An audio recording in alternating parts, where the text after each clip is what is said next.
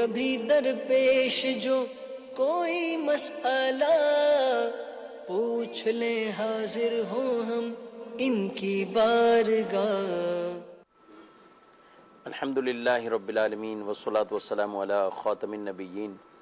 اما بعد فاعوذ باللہ من الشیطان الرجیم بسم اللہ الرحمن الرحیم الصلاة والسلام علیکہ یا رسول اللہ وعلی آلک واصحابک یا حبیب اللہ الصلاة والسلام علیکہ یا نبی اللہ وعلی آلک واصحابک یا نور اللہ۔ مدنی چینل کے ناظرین، پروگرام دارالافتاء اہل سنت میں آپ کو خوش آمدید کہتے ہیں، مرحبا کہتے ہیں۔ اللہ پاک ہم سب کو دین اسلام کے احکامات سیکھ کر سمجھ کر ان پر عمل پیرا ہونے کی توفیق عطا فرمائے۔ ہمارے پیارے رسول صلی اللہ علیہ وآلہ وسلم کا فرمان عظمت عالی شان ہے،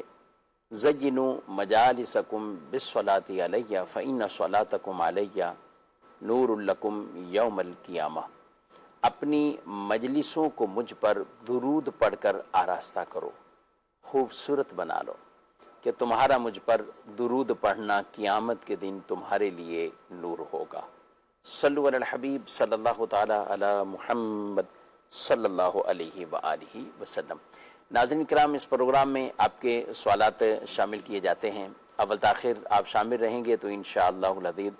بہت سے دینی شرعی مسائل اور ان کے جوابات آپ کو سیکھنے کو ملیں گے۔ آج کے اس پروگرام میں ہمارے ساتھ شامل ہے مفتی محمد کفیل رضا تاری صاحب، ان کو بھی خوش آمدید کہتے ہیں۔ جزاک اللہ۔ کیسے مزاج؟ الحمدللہ علی کل حال۔ ماشاءاللہ۔ آپ کالز کر سکتے ہیں، نمبر آپ اسکرین پر ملاحظہ فرما رہے ہیں، تو آپ ہمیں کال کیجئے اور ایس ایم ایس بھی کر سکتے ہیں۔ ہماری کوشش ہوگی کہ جو براہ راست سوالات ہم تک پہنچیں تو ان کے جوابات انشاءاللہ ہم اب تک پہنچانے کی کوشش کریں گے، انشاءاللہ جوابات شامل بھی کریں گے۔ ہمارے پاس کچھ ویڈیو سوالات بھی ہیں، ایس ایم ایس بھی آپ کے ساتھ ساتھ شامل کریں گے، تو جو بھی شرعی دینی مسئلہ پوچھنا ہو تو وہ آپ بھیج سکتے ہیں۔ بڑھتے ہیں آپ کے سوالات کی طرف۔ دارالفتاء میں میرا مفتی صاحب سے یہ سوال ہے کہ دیکھا گیا ہے کہ لوگ اپنے گھروں کے اندر شوق پہ اسد، شیر، چیتا اس طرح کے جانور پالتے ہیں، تو اس کی پالنا کیسا اور ان جانوروں کی کیا شرعی رہنمائی ہے، ذرا بتائیے۔ جی بسم اللہ الرحمن الرحیم۔ جانور جو ہے وہ دو طرح کے ہوتے ہیں، ایک پالتو جانور ہیں اور ایک جو ہے وہ غیر پالتو جانور ہیں۔ تو پالتو جانور پالنے میں تو کوئی حرج نہیں ہے، مگر شرط یہی ہے کہ ان کو پالنا شوق کے لیے ہو یا کسی ضرورت کے لیے ہو۔ بہرحال ان کے دانے پانی کا اچھے طریقے سے خیال رکھنا اور ان کو تکلیف اور ایذا سے بچانا، یہ بہرحال جو ہے وہ ایک حق ہے اس جانور کا جو کہ اسلام نے ہم پر لازم کیا ہے۔ کوئی بھی جانور آپ نے پالا لیکن آپ اسے جو ہے وہ بھوکا رکھتے ہیں یا آپ جو ہے وہ اسے تکلیف میں جو ہے وہ رکھتے ہیں تو بہرحال جو ہے وہ آپ کو ہرگز اس بات کی اجازت نہیں ہے۔ اب جہاں تک یہ ہے کہ آج کل فی زمانہ بھی لوگ شوق کے اندر جو ہے وہ جو غیر پالتو جانور ہیں ان کو پالتے ہیں، جیسے انہوں نے بیان بھی کیا کہ درندے جو ہیں، چیل یا جناب یہ شیر، چیتا وغیرہ، تو یہ پالنا بھی اس حد تک تو جائز ہے کہ جناب وہ جانور کو آپ نے جو ہے وہ رکھا ہوا ہے پنجرے میں، اس اعتبار سے جو ہے وہ اور اس کے دانے پانی کا اچھے طریقے سے خیال کرتے ہیں تو یوں اس حد تک جائز ہے۔ لیکن عام طور پر اس طرح کے رکھنے والے ان چیزوں کی وجہ سے غرور و تکبر میں مبتلا ہو جاتے ہیں اور ان چیزوں کو جو ہے وہ انہی اپنی جو ہے وہ ان چیزوں کے ذریعے سے جو ہے وہ تکبر کا اظہار جو ہے وہ کر رہے ہوتے ہیں۔ تو بہرحال اس طرح کے جو لوگ یہ جانور پالتے ہیں تو ان میں ایک متکبرانہ صفت جو ہے وہ پیدا ہوتی ہے، یا وہ اس چیز کی طرف جو وہ جاتے ہیں، یا اس کے علاوہ وہ فضول لغویات میں ان جانوروں کے ساتھ جو ہے وہ لگے رہتے ہیں۔ تو یہ چیز بہرحال جو ہے وہ اسلام کو مطلوب نہیں ہے اور یہ پسندیدہ چیز نہیں ہے۔ تکبر سے ہر مسلمان کو ویسے ہی جو ہے وہ بچنا ضروری ہے، تو ان چیزوں سے اس اعتبار سے بچنا بہرحال چاہیے۔ دیکھیں نا، چیتے کی کھال کے بارے میں علماء نے یہ فرمایا کہ اس کے اوپر بیٹھنے والے میں تکبر پیدا ہوتا ہے۔ یعنی صرف وہ کھال ظاہر کر رہا ہے، حال ظاہر کر رہا ہے، اس کے اوپر بیٹھ رہا ہے، تو اس کی صفات میں سے یہ ہے کہ جناب جو ہے وہ آدمی میں تکبر جو ہے وہ پیدا ہوتا ہے، جبکہ بکری کی کھال پر بیٹھنے والے میں تواضع پیدا ہوتا ہے۔ جی بالکل۔ تو اب جو ایک مرا ہوا جانور ہے اس کی کھال کا یہ ہے، تو جو اپنے ساتھ لے کر اس جانور کو گھوم رہا ہے یا اس جانور کے ساتھ جو ہے وہ اپنے آپ کو جو ہے وہ ظاہر کر رہا ہے، اس جانور کے ساتھ جو ہے وہ اپنی ویڈیوز بنوا رہا ہے، تو اس کے اندر یہ چیزیں جو ہے وہ بہرحال خواہی ناخواہی پائی جاتی ہیں، اور یہ ہمیں معاشرے کے اندر جو ہے وہ بھی ہے۔ پھر فی زمانہ قانونی اعتبار سے بھی کئی جگہوں پر منع ہوتا ہے، اور ایسی چیزیں نقصان دہ بھی جو ہے وہ ہوتی ہیں کہ یہ جانور نقصان جو ہے وہ پہنچاتے ہیں، کبھی آپ کو کبھی دوسرے کو جو ہے وہ نقصان پہنچاتے ہیں، تو اس لیے مناسب نہیں ہے، بچنا جو ہے وہ چاہیے حتی الامکان کہ ان کا کوئی فائدہ جو ہے وہ نہیں ہے۔ اچھا یہاں پہ یہ ہے کہ جیسے آپ نے کہا ایک چیز تو تکبر ہے، دوسرا ان چیزوں کے اب استعمال بھی لوگوں نے لینا شروع کر دیے نا۔ ہم دیکھیں تو سندھ میں کم ہے، پنجاب میں قدرے زیادہ ہے، اور پھر جیسے جیسے علاقے ہیں مختلف علاقوں میں یہی چیزیں مختلف میلے ٹھیلے وہاں ہوتے ہیں، تو اس میں باقاعدہ کرائے پر رینٹ پر، یعنی اس کو ذریعہ آمدنی بنانا، اب وہ کوئی جائز کام تھوڑی ہوتے ہیں، وہ کوئی کہیں سرکس ہے تو کہیں کچھ اور ہے، تو یہ اپنے جانوروں کو وہاں پہ بطور خاص اس موقع پر ایک اور اس میلے کو بڑھانا ہوتا ہے، اور یہ تو ہے کہ صرف لے جانا جا کے وہ پنجرہ لے کے اور وہ شیر دیکھتے ہیں لوگ۔ دوسرا پھر وہ اگلا پہلو آ جاتا ہے کہ ایسے جانوروں کو پالتے ہیں اور پھر ان میں لڑائی مقصود ہوتی ہے، وہ چاہے پالتو جانور ہوں اور چاہے غیر پالتو جانور، تو ان میں وہ مختلف میلوں پر لڑائیاں کرواتے ہیں اور یہ میلوں میں یا سرکس میں جو ان جانوروں کو کرتب دکھانے والے ہوتے ہیں، تو وہ تو جو جانور ہوتے ہیں وہ کرتب اسی صورت میں دکھاتے ہیں جب یہ ان کے اوپر ظلم کرتے ہیں۔ ظلم کس طرح کرتے ہیں کہ انہیں بھوکا پیاسا رکھ کر جو ہے وہ اپنا مطیع و فرما بردار بناتے ہیں کہ وہ ان کے اشاروں کے اوپر چلتے ہیں۔ تو یوں جانور کو جو ہے وہ بھوکا پیاسا رکھنا یہی جائز نہیں ہے، چاہے آپ کرتب کے لیے رکھ رہے ہوں یا اس کو اپنے اشاروں پہ نچانے کے لیے جو ہے وہ کر رہے ہوں، تو اس اعتبار سے بھی جائز نہیں ہے۔ اور یہ بھی آپ نے صحیح کہا کہ پالتو جانوروں کے اندر بھی کئی دفعہ ایسا ہوتا ہے کہ لوگ جو ہے وہ لڑاتے ہیں، مرغوں کو لڑاتے ہیں تو جناب کتوں کو لڑا رہے ہیں، تو اور پتہ نہیں چیزوں کو لڑا رہے ہیں۔ یہ بھیڑ ہے، اس کو جی اس کا جو ہے دمبا بھیڑ، دمبے کی لڑائی الگ ہوتی ہے، بیل کی باقاعدہ، اونٹوں کی شروع، اونٹوں کی تو ایسی بعض ویڈیوز بھی بھیجی لوگوں نے اور دیکھی بھی کہ جس میں باقاعدہ اتنا زخمی ان کا اونٹ جہاں سے پکڑ لیتا ہے وہ آسانی سے اس سے چھڑانا تو نہیں ہے، تو دوسرا اونٹ ہی نڈھال ہو جاتا ہے، یعنی اس کی گرفتی ایسی ہوتی ہے۔ اب اونٹ ہیں، اسی طرح بیل لڑ رہے ہیں، اور یہ دمبوں کی لڑائی ہو رہی ہے، اور مرغے تو عام ہیں کہ لوگ اس میں وہ پڑے ہوئے ہیں۔ پھر ریچھ ہے تو اس کے اوپر 5-6 شکاری کتے چھوڑ دیے، اور کتوں کی آپس میں بھی ہوتی ہے، لیکن ریچھ کا مقابلہ یہ 5-6 کتوں کے ساتھ، یعنی یہ ایک میلے کا وہ بنا لیا کہ یہ اس کا حسن ہے اور یہی میلہ ہے۔ کتنا جو ہے وہ ظلم و بیدردی بربریت کی بات ہے نا، کہ آپ دیکھیں کہ ایک جانور کو جو ہے وہ آپ جو ہے وہ دوسرے جانور کے رحم و کرم پر چھوڑ رہے ہیں، وہ زخمی ہو رہا ہے، تکلیف ہو رہی ہے اس کو، یا بسا اوقات وہ ہلاک بھی ہو جاتا ہے، لیکن آپ جسٹ جو ہے وہ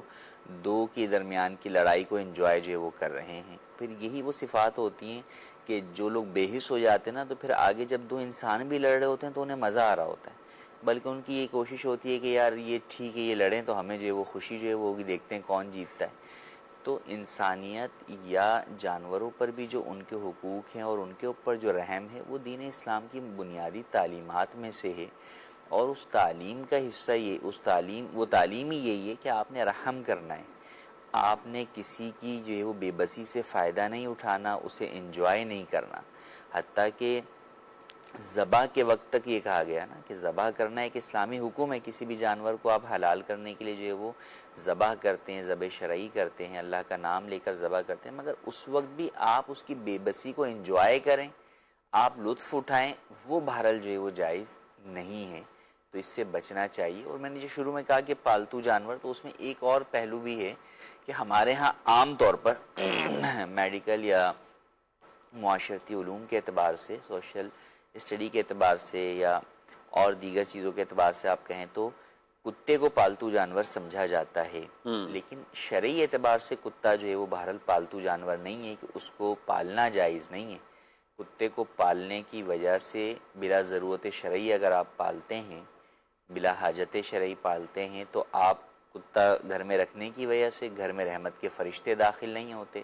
دوسرا یہ کہ کتا پالنے کی وجہ سے آپ کی نیکیاں جو ہے وہ روز بروز کم ہوتی رہتی ہیں، نیکیوں میں نقصان ہوتا رہتا ہے، یعنی جو شوقیہ طور پہ جو شوقیہ پالتے ہیں۔ ایک یہ ہے کہ آپ نے جو ہے وہ گھر کی حفاظت کے لیے رکھا ہوا ہے یا کھیتوں وغیرہ کی حفاظت کے لیے کتا رکھا ہوا ہے تو وہ ٹھیک ہے، ضرورت کے مطابق وہاں پر شریعت نے اجازت دی ہے، وہاں گناہ نہیں ہے۔ لیکن اس کے علاوہ جو لوگ جناب شوقیہ پال رہے ہیں یا جو غیر مسلم اقوام کی جو ہے وہ اتباع کے اندر یا ان کو فالو کرنے کے لیے گھروں میں شوقیہ رکھے ہوئے ہیں، اپنے بیڈ پر اپنے ساتھ سلا رہے ہیں، ہاں اب تو گاڑیوں میں گھما رہے ہیں، بائکوں پہ گھما رہے ہیں، تو یہ سارا جو ہے وہ بالکل بھی ایک مسلمان کو زیب نہیں دیتا کہ بہرحال کتا جو ہے وہ ایسا جانور نہیں ہے جس سے اس طرح اپنے ساتھ جو ہے وہ رکھا جائے۔ حدیث پاک میں منع فرمایا جس گھر میں کتا اور جاندار کی تصویر ہو اس میں رحمت کے فرشتے داخل نہیں ہوتے۔ دارالتحفیظ سنت سے بڑا تفصیلی فتویٰ جانوروں کو لڑائی کرانے کے حوالے سے یہ جاری ہوا ہے، اور دارالتحفیظ سنت کی ویب سائٹ پر بھی یہ فتویٰ موجود ہے۔ اس میں ایک حدیث پاک ہے، نبی پاک صلی اللہ تعالیٰ علیہ وآلہ وسلم نے نہا رسول اللہ صلی اللہ علیہ وآلہ وسلم عن التحریش بین البہائم، کہ حضرت عبداللہ بن عباس رضی اللہ تعالیٰ عنہما سے مروی کہ رسول مکرم صلی اللہ علیہ وآلہ وسلم نے جانوروں کو آپس میں لڑوانے سے منع فرمایا۔ تو ایک مسلمان کے لیے یہی کافی ہے کہ اللہ کے نبی صلی اللہ علیہ وآلہ وسلم نے اس کام سے منع کیا ہے، اور پھر اس کے اندر صرف جانور کو لڑانا نہیں بلکہ آپ اس پورے میلے کا حصہ بن رہے ہیں، اور آپ پھر اس کے اندر کفیل صاحب جوئے بھی تو لگتے ہیں، ایک انعام ہے اور ایک جوئے، اور بعض جگہوں پہ یہ سنا ہے کہ وہ جس کا جانور ہار جاتا ہے نا تو وہ جانور ہی وہ لے جائے گا، جی، یعنی وہ اس کا مطلب تم نے صحیح ٹریننگ نہیں کرائی اور اس جانور کا تم حق ہی نہیں رکھتے۔ اور لوگ بھی ایسے ہیں کہ وہ اپنے ہارنے والے جانور کو گویا کہ ساتھ لے جانے کے لیے تیار نہیں، اور لڑائی کے دوران بھی تو ان کو مختلف مارا جانا یا کچھ کیا جانا تاکہ یہ ان کے اندر وہ آئے اور وہ اس طرح لڑیں۔ تو اللہ کے لیے سلیم عطا فرمائے، ایسے میلوں میں اور اس طرح کے جھپٹوں میں بالکل ہمیں نہ جانا ہے، نہ شرکت کرنی ہے، خود بھی بچانا ہے اپنے آپ کو، اور جہاں تک ہو یہ نیکی کی دعوت، یہ پیغام بھی ہمیں پہنچانا چاہیے۔ دارالتحفیظ سنت کا یہ فتویٰ آپ پہنچائیں۔ یہ ہمارا ویڈیو کلپ جو ہے اس کو آپ یہ بعد میں سوشل میڈیا پر دارالتحفیظ سنت کے یوٹیوب اور فیس بک پر اپلوڈ بھی اس طرح کے ہوتے ہیں، تو آپ یہ ویڈیو کلپ ہی بھیج دیں گے تو انشاءاللہ جنہوں نے سمجھنا ہوگا تو ضرور امید ہے کہ انشاءاللہ سمجھنے کی طرف وہ آئیں گے۔ ایس ایم ایس بھی کچھ شامل کرتے ہیں۔ پہلا ایس ایم ایس یہ ہے کہ اپریل فول، آج باقی آج یکم ہے نا، آج ہاں کل سے میسیج یہ چل رہے تھے کہ کسی میسیج پر جو ہے وہ یقین آج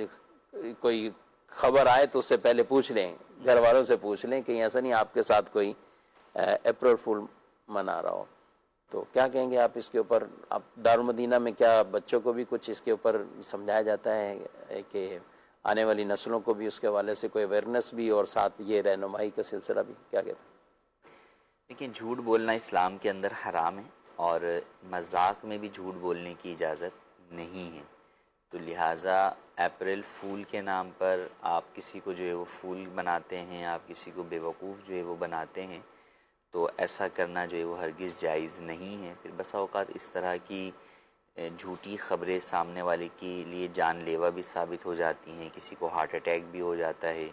اور بھی دیگر جو ہے وہ نقصانات ہو جاتے ہیں، تو بالکل ایسا نہیں کرنا چاہیے۔ بلکہ بعض جھوٹ تو ایسے ہیں کہ وہ جھوٹ کے اندر بھی حقیقتاً ہی واقع ہو جاتے ہیں، جیسے طلاق ہے، تو خدا نخواستہ کسی نے اگر جناب جو ہے وہ اپنی بیوی کو اس طرح کا میسیج جو ہے وہ کر دیا جو طلاق واقع کرنے والا ہو، اور بعد میں وہ کہے کہ جناب میں نے تو اپریل فول کے طور پر جو ہے وہ کیا تھا، تو یاد رہے کہ طلاق واقع ہو جائے گی۔ تو بالکل بھی ایسا نہیں کرنا چاہیے، اور بچوں کو بھی سمجھانا چاہیے۔ اور اس دن کی تاریخ بھی بہرحال جو ہے وہ کئی زاویوں سے ملتی ہے کہ غیر مسلموں نے مسلمانوں کو کس قدر جو ہے وہ ظلم و ستم کرنے کے لیے اس دن جو ہے وہ بے وقوف بنایا اور ان کے سامنے جھوٹے ہیلے بہانے جو ہے وہ جھوٹی چیزیں رکھیں، اور پھر اس کے برعکس جو ہے وہ ان کے اوپر جو ہے وہ ظلم و ستم کیا، تو اس اعتبار سے بھی ایک مسلمان کو زیب نہیں دیتا کہ اس دن کو منائے۔ اور جھوٹ بہرحال جو ہے وہ ایسا عمل ہے جو صرف اسلام میں نہیں بلکہ ہر دین میں، ہر معاشرے کے اندر ہی جو ہے وہ ناپسندیدہ چیز جو ہے وہ سمجھا جاتا ہے۔ ہمارے یہاں بس لوگ یہ سمجھتے ہیں کہ یار سیریس جھوٹ ہے تو ٹھیک ہے، اور اگر آپ نے مذاق میں بولا ہے تو جو ہے وہ کوئی مسئلہ نہیں، حالانکہ ایسا نہیں ہے۔ مذاق میں بھی جو جھوٹ بولا جائے گا وہ جھوٹ ہی ہے۔ جس مزاح کی اسلام میں اجازت ہے وہ وہی مزاح ہے جو فحش سے پاک ہو اور جھوٹ سے پاک ہو۔ تو اگر آپ کا مزاح میں جھوٹ ہے یا فحش ہے تو وہ مزاح کرنا ہی آپ کے لیے حرام ہے، اس کی اسلام ہرگز اجازت نہیں دیتا۔ ٹھیک، اور اس سے بچنا چاہیے۔ ہرگز کوئی بھی کسی کے ساتھ اپریل فول ہو یا کبھی بھی، بعض اوقات اس طرح کے مذاق بھی لوگ کر لیتے ہیں کہ جو سامنے والے کے لیے جان لیوا بن جاتے ہیں، اور عمومی حالات میں بھی ان سے ایسے مذاق سے تو ظاہر ہے بالکل بچنا ہی بچنا ہے۔ اور بطور خاص جو اپریل فول کے نام پہ اس طرح کے معاشرے کے اندر جھوٹ پھیلایا جاتا ہے، اس سے بطور خاص۔ مزید سوال؟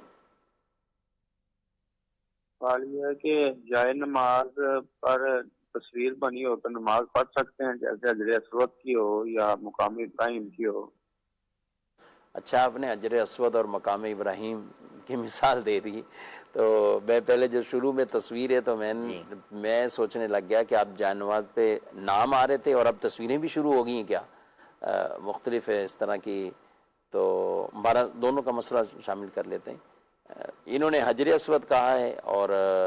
مقام ابراہیم، نام مزید اس میں عمومی طور پہ خانہ کعبہ، گنبد شریف یہ بنا ہوتا ہے، کیا کہتے ہیں؟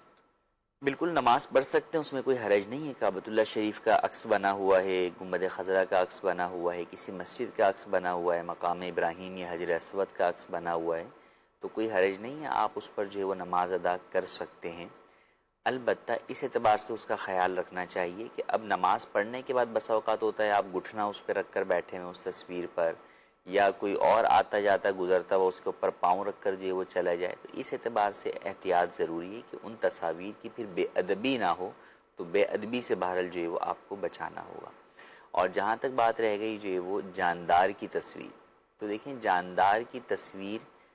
ایسی تصویر جس میں اس کا چہرہ واضح ہو، وہ تصویر اگر جائز سجدہ پر ہوگی تو اس پر سجدہ کرنا جو ہے وہ حرام ہوگا، اور وہ نماز بھی جو ہے وہ آپ کی مکروہ ہے، تحریمی ہوگی، اس کو دہرانا لازم ہوگا۔ عام طور پر ایسا ہوتا نہیں ہے، بسا اوقات تصویر ہوتی ہے کعبۃ اللہ شریف کی اور اس کے ارد گرد کچھ جو ہے وہ کبوتر یا پرندے کے شیڈ جو ہے وہ ظاہر ہو رہے ہوتے ہیں، لیکن اس کے اندر چہرہ واضح نہیں ہو رہا ہوتا، وہ عکس کی صورت کے اندر جو ہے وہ فقط جو ہے وہ پرندے کا وہ تو بنا ہوئے باڈی، لیکن اس میں چہرے کے نقوش یا جو ہے وہ واضح نہیں ہو رہے ہوتے، تو اس لیے اس کے اوپر بھی نماز پڑھنا جائز ہے، اس میں حرج نہیں ہے۔ لیکن اگر خدا نہ خواستہ کل کو کوئی ایسی پرنٹڈ یا رنگین تصاویر یا جناب چھوٹی چھوٹی جو ہے وہ جانوروں کی اس پہ تصویریں کبوتر یا پرندوں کی ہوں جس میں ان کا چہرہ واضح ہو رہا ہو، تو پھر بہرحال اس کے اوپر نماز پڑھنا جائز نہیں ہوگا۔ صحیح۔ نام جو لکھ رہے ہیں وہ آج کل آ رہا ہے جائے نمازوں پہ نام لکھوائیں اپنا، تو بڑے شوق سے لوگ لے رہے ہیں جی، اور وہ جائے نماز تو بعض تو ہلکی کوالٹی کے ہوتے ہیں، پیسے بھی کم ہی لے رہے ہوتے ہیں، لیکن وہ نام کی وجہ سے لے رہے ہیں، تو کیا ہونا چاہیے؟ بچیوں کو بڑا شوق ہو جاتا ہے۔ نام میں جو ہے وہ بات وہی ہے کہ نام تو آپ لکھوا لیں گے، نام لکھی بھی جائے نماز پہ اگر نماز پڑھیں گے تو نماز تو ہو جائے گی، اس میں کوئی حرج نہیں ہے، لیکن وہی کہ پھر اس نام کا آپ کو احترام کرنا ہوگا۔ حروف تہجی نام کی میں وجہ حروف تہجی بھی ہیں، پھر بسا اوقات مقدس نام بھی ہوتے ہیں، ہاں تو اب تو اس کے اوپر پیر پڑنا یا اس کے اوپر جو ہے وہ کسی اور کا جو ہے وہ چڑھنا، تو وہ بہرحال جو ہے وہ بے ادبی سے اس کو بچانا ہوگا۔ اور نہ ہی دیں، اس طرح کے نہ رواج ڈالیں اور نہ ہونے چاہیے۔ آپ ایسے بالکل ناموں والے استعمال نہ کریں، نہ کسی کو اس طرح کا گفٹ دیں، اور یہ بھی ایک شوقیہ ہوتا ہے، اور ایک آدھ دفعہ کی لے لیا اور اس کے بعد وہ پھر وہی بے ادبی والے معاملات شروع ہو جاتے ہیں۔ جائے نماز بڑا لوگ تحفے میں دیتے ہیں، کفیل بھائی کیا میرے دل تو یہ کہ یہ سوال تو امیر اہل سنت سے کرنا چاہیے مدنی مذاکرے میں،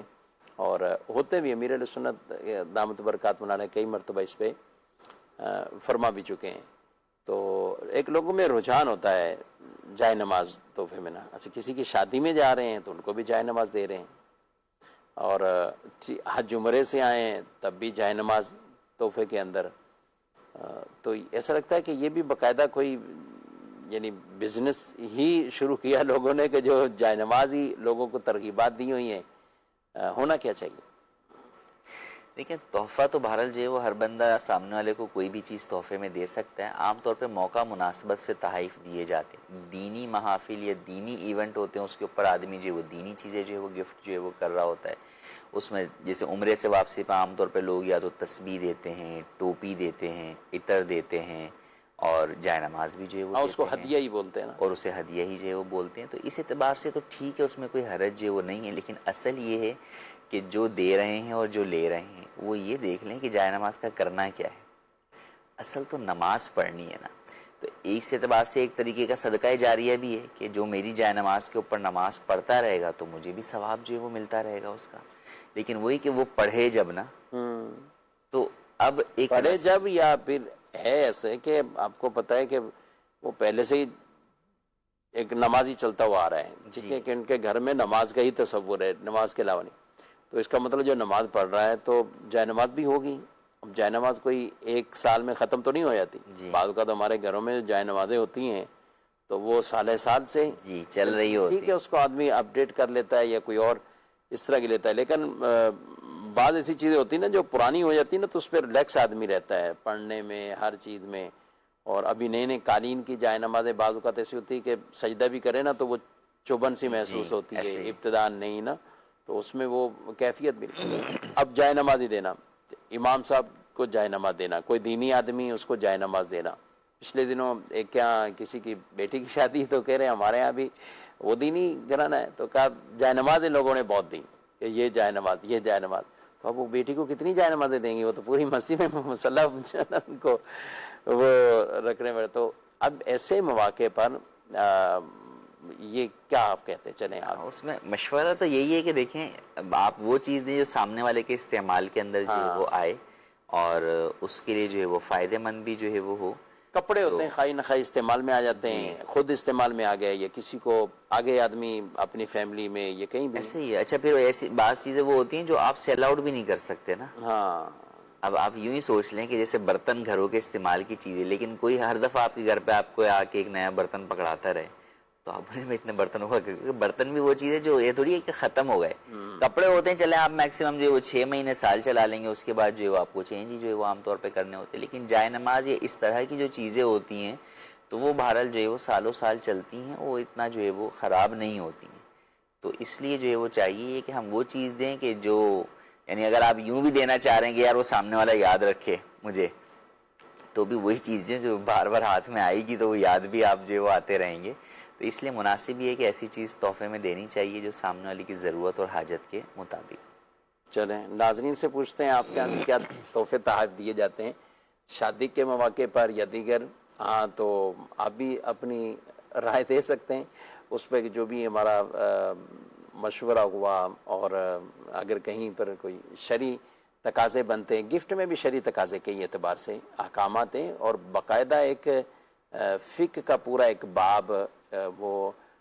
کتاب الہبہ کے نام سے, باب الہبہ کے نام سے یہ کتب کے اندر, اور اس کے بہت سے اس کے احکامات ہیں, تحائف کے بھی باقاعدہ احکامات ہیں. بہرحال تحفہ دینا چاہیے, اور اس سے نبی پاک صلی اللہ علیہ وسلم کی حدیث ہے تحفہ دو لو کہ اس سے تمہیں باہمی محبت پیدا ہوگی, اور جن کو زیادہ جائے نمازیں مل گئیں وہ پریشان بھی نہ ہوں, آپ آگے دے دیں تحفے. اچھا بعض کا ایسا ہوتا ہے کپیل بھائی کہ ان کو تو مل گئی ہیں تو ظاہر ہے ہر ایک کو تھوڑی ملتی, تو آپ کے خاندان میں ایسے کئی لوگ ہوتے ہیں جن کو شاید ہو سکتا ہے کسی نے عمرے یا حج سے آنے کے بعد کھجور پانی بھی مشکل سے ملا ہو, کیونکہ وہ تو بعد کا قریبی لوگوں کو ہی ہوتا ہے. جی تو اس لیے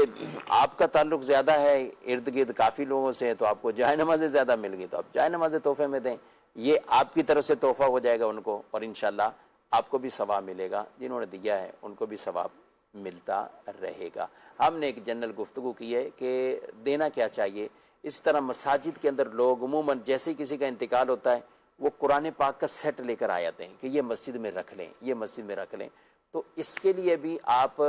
قرآن رکھنا ٹھیک ہے, لیکن اس مسجد کا پھر انتخاب کریں کہ جہاں پہ ضرورت بھی ہو ایسی, اور جہاں بچے ہیں, یا بہتر یہی ہے میں آپ کو مشورہ دوں گا کہ آپ کسی قریبی اپنے مدرسۃ المدینہ میں چلے جائیں، جامعۃ المدینہ میں چلے جائیں، اور کسی بھی اپنے اہل سنت کے مساجد مدارس میں آپ جائیں تو ان سے آپ پوچھ لیں کہ آپ کے بچوں کو کیا ضرورت ہے۔ اگر وہ کہیں قرآن پاک ہے تو قرآن بھی مدرسوں میں خاص نسخہ استعمال ہوتا ہے، تو آپ وہ بتائیں کہ بھئی یہ ہمیں چاہیے، تو آپ اس کے 20 کی جگہ 50 لے کر دے دیں، آپ کو انشاءاللہ ثواب ملے گا۔ لیکن آپ اپنی مرضی سے گئے، مارکیٹ سے لیا، اور بعض اوقات ہم یہ دیکھتے ہیں کہ مدرسے میں اس کو پوری زندگی کوئی ہاتھ بھی نہیں لگاتا، جی ایسے ہی۔ کیونکہ وہ نہ بچہ پڑھ سکتا ہے، نہ منزل یاد کر سکتا ہے، اور جو سیٹ والی آپ نے بات کی تو پاروں کا سیٹ پہلے ہی بہت رکھے ہوئے ہوتے ہیں، قرآن تو اس کی خوانیوں کے اتنی لیے۔ حاجت جو ہے وہ ہوتی نہیں ہے، تو وہی بات ہے کہ ضرورت کے مطابق دیں گے، آپ کا مقصد یہی ہے کہ ثواب حاصل ہو۔ جی ہاں، تو جو چیز جتنی پڑھی جائے گی تو ثواب حاصل ہوگا، آپ کی چیز اگر رکھی رہے گی بند ہو کے الماری میں تو آپ کو کم سے کم وہ ایک مرتبہ صدقے کا ثواب تو مل گیا،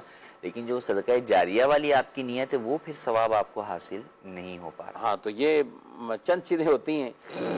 ہم بعض اوقات چل رہے ہوتے ہیں، جیسا چل رہے ہیں ویسے چلاتے ہیں، تو ایسا نہ چلائیں تو زیادہ بہتر ہے۔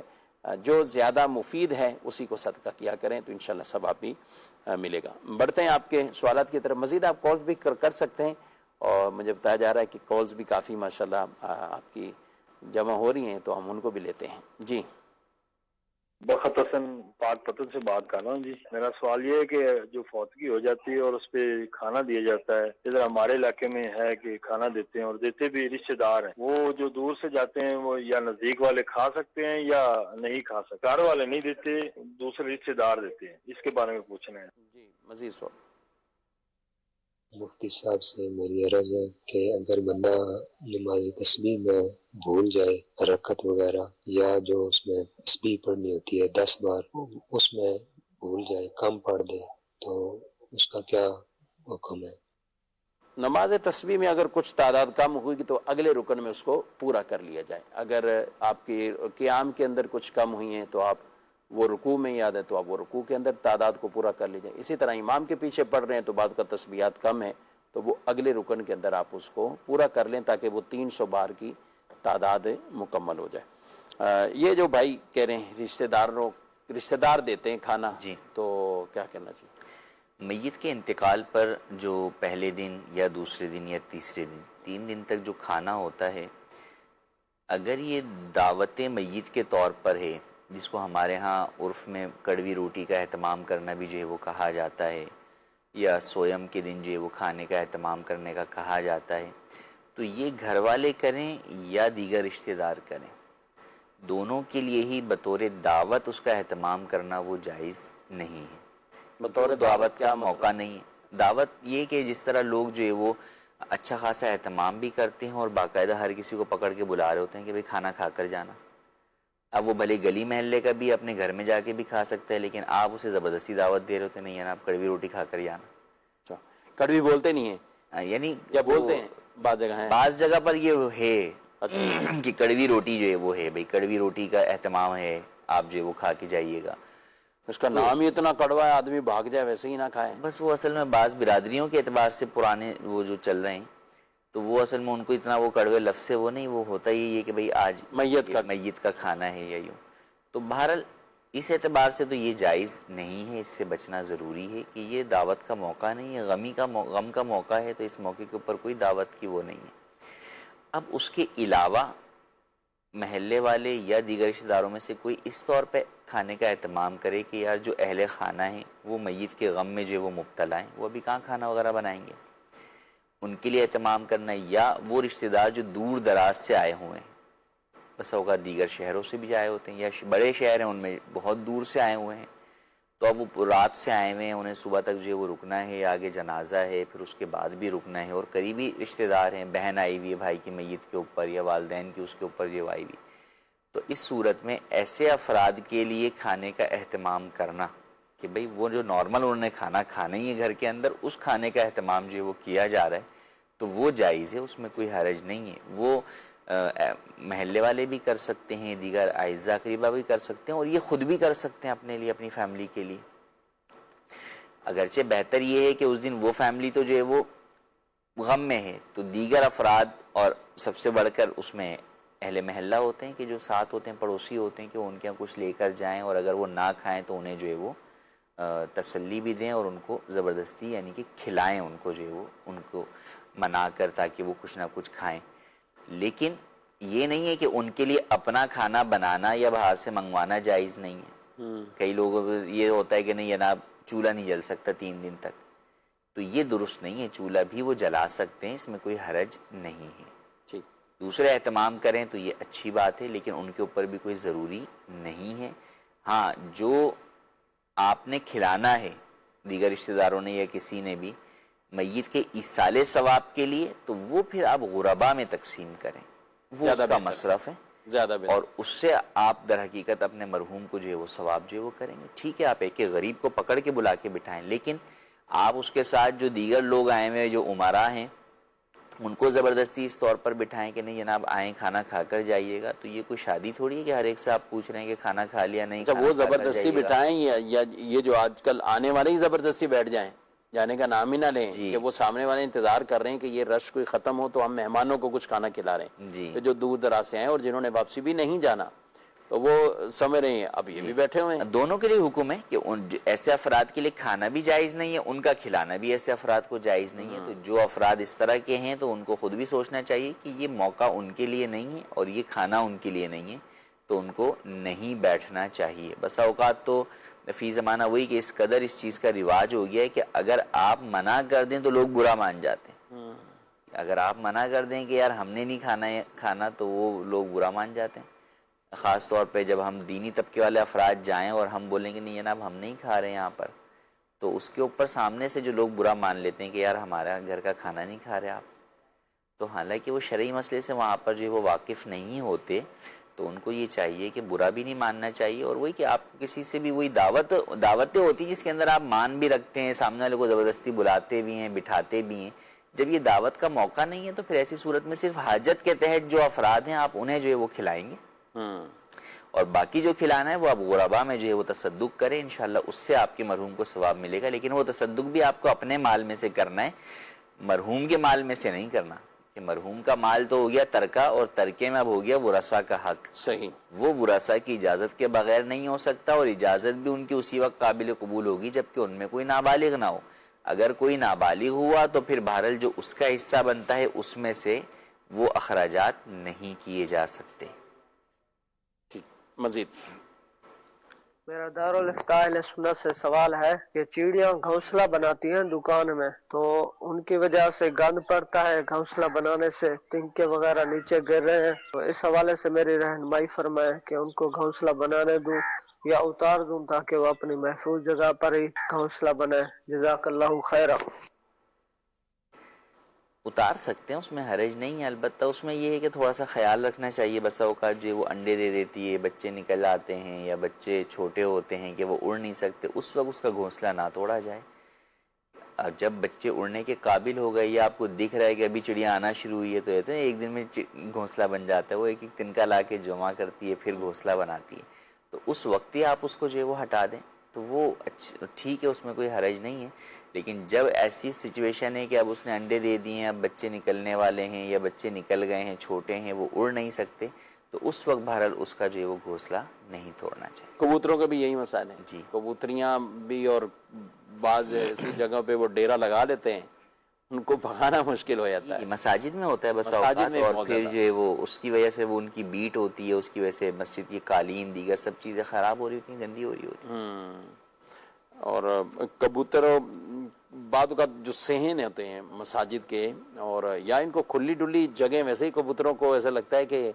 زیادہ اس کی طرف رجحان ہے. کہیں نہ کہیں اوپر ایسی جگہ پہ اب وہاں سے ہر وقت اڑانا اتنا مشکل کام ہے. محرابیں بنی ہوتی بعض اوقات مسجد کے ایلیویشن پہ،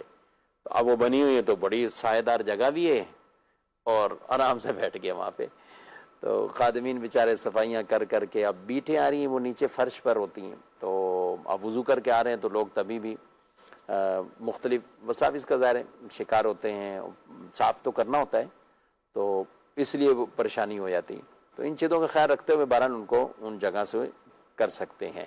جہاں لوگ دانہ زیادہ ڈالنا شروع کر دیتے نا، کچھ نہ کچھ پہلے ہوتا ہے کہ چلیں آپ یہاں دانہ ڈالیں،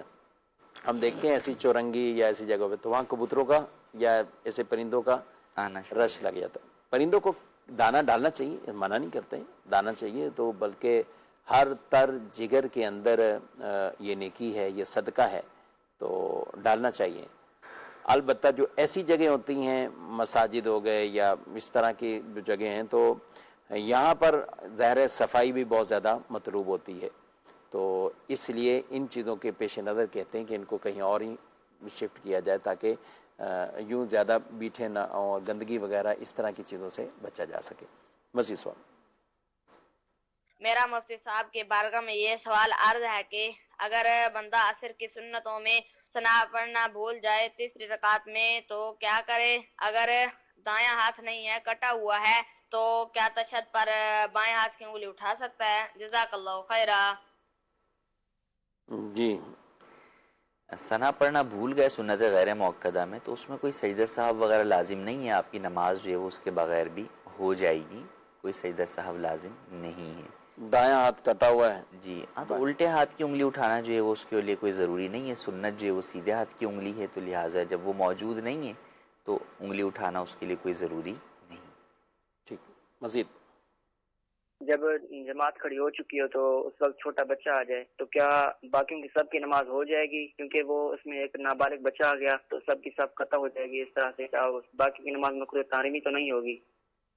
جی، بچہ خود ہی آ گیا تو جی، بچے اب کے انہوں نے یہ نہیں بتایا سمجھدار ہے کتنی کیفیت والا۔ بچے کے آنے کی وجہ سے نمازیوں کی نماز میں خلل واقع نہیں ہوتا یا ان کی نماز مکروہ نہیں ہوتی۔